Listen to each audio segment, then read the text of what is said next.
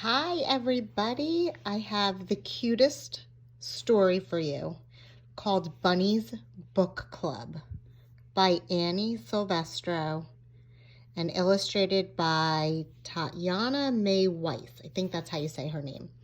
I fell in love with this book because I actually belong to a book club with a bunch of my friends.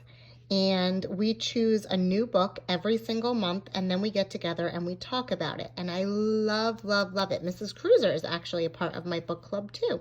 And you know how much we both love books. So when I saw this, I said, I have to buy this book. Bunny's Book Club.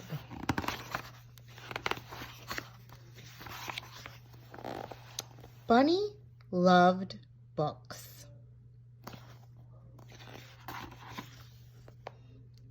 He'd loved them ever since he first heard the lady with the red glasses reading aloud outside the library.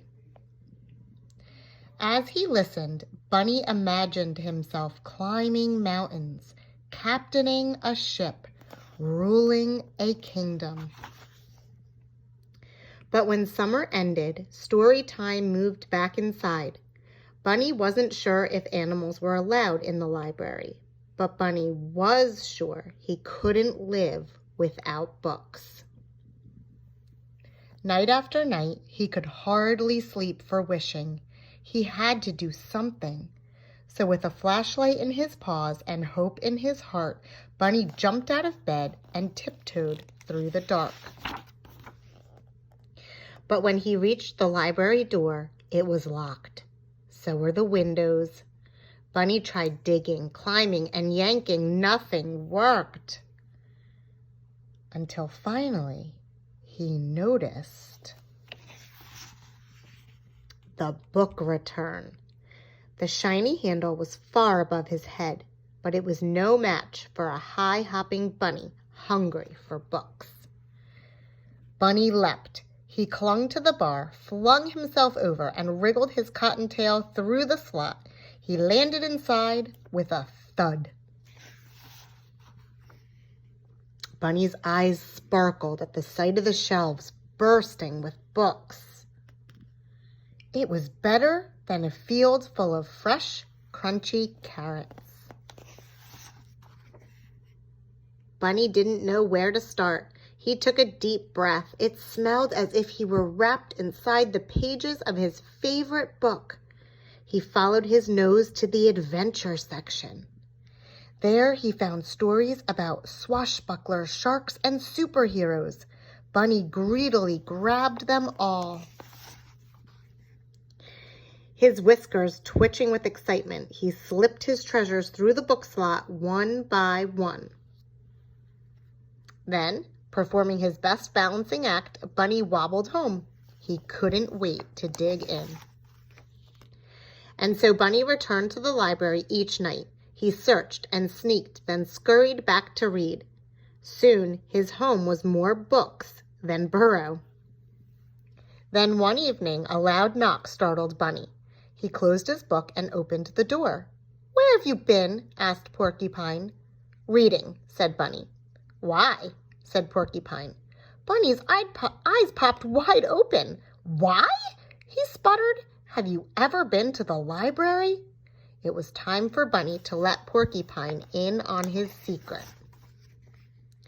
"Are you sure this is a good idea?" said Porcupine. "Calm your quills," said Bunny. "I'm too prickly, I'll never fit." Bunny pushed and shoved until pop went Porcupine. Bunny slipped in and flipped on his flashlight. "Whoa," said Porcupine. "I know," said Bunny. "Do you think there's a story about balloons? I've always wondered about balloons." "Most definitely," said Bunny. Sure enough, Porcupine found books on balloons, and on deserts and dunes, on caterpillars and cocoons. When Bunny handed him one about hedgehogs, he hugged it. The two friends took turns cramming books out the slot.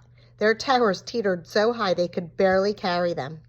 Back at Bunny's, they cozied up with cups of tea and carrot muffins. Together, they read until sunrise. One night, Bear noticed the light on at Bunny's. He opened the door and tripped over a stack of books. "What's going on?" said Bear. Here, said Bunny, handing him a book. Bear made room and settled in to read. Soon, more curious animals began visiting. Do you have any books about outer space? Said Bird. Or about volcanoes? Asked Mole. I'd like a ghost story, said Mouse. I think it's time for a field trip, said Bunny. One by one, the animals stuffed themselves inside the library. Bear caused a bit of a delay. They scattered about, sniffing the stacks, pawing over pages. Squirrel gathered stories about the circus. Raccoon nabbed one about outlaws and bandits. Frog found a fairy tale. No one heard the key in the front door. No one heard the clack, clack, clacking of footsteps. No one heard the light flick on. What do we have here? Said the librarian. The animals looked up in shock. Bunny gasped. Porcupine gaped. Bear groaned. Follow me, she said. The animals marched slowly behind her. We're done for, whispered Porcupine. All libraries have rules, said the librarian sternly. Bunny's whiskers trembled. Porcupine's back bristled. Bear eyed the door. Bunny stepped forward to take the blame. The librarian leaned down.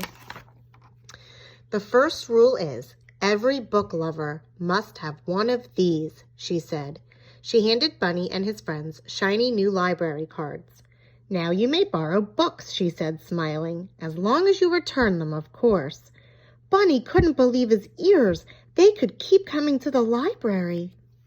He beamed at his fellow readers, then bounced to the shelves.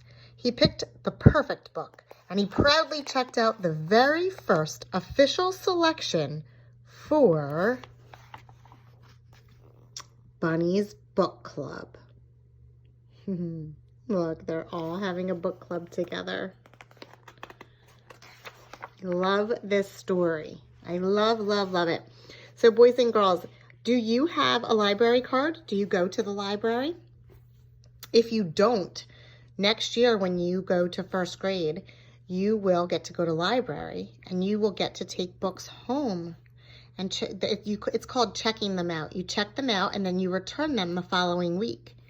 So I want you to answer the question, what kind of books would you love to check out of the library? If you were listening to the story, there are so many books. There's mystery books. There's adventure books. There are funny books. There are books about people, about the circus, about all different things. So, remember, there's books about balloons and dunes and caterpillars and hedgehogs and all kinds of things. So when you go to the library, what kinds of books are you going to check out? I want you to write that down or tell a grown-up and share it with us, okay? I'm so curious to see what kinds of books are your favorites. I hope you liked that book, and I'll talk to you guys soon. Bye.